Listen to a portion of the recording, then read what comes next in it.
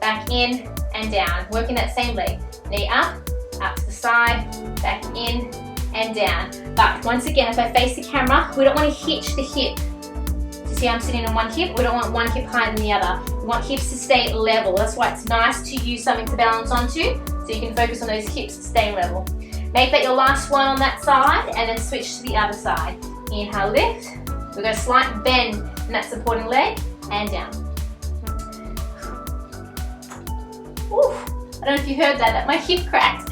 So your hip might crack here, that's fine, that's a good thing. We're opening up the hip joint. So as you take that knee out, squeeze through that glute, draw back in and down.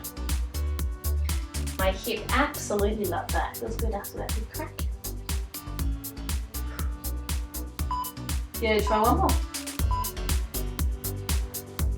Well done, give yourself a clap. That's day 1 completed. You've got 4 more videos to go. So any questions, please feel free to reach out. Otherwise, have a lovely day and enjoy tomorrow.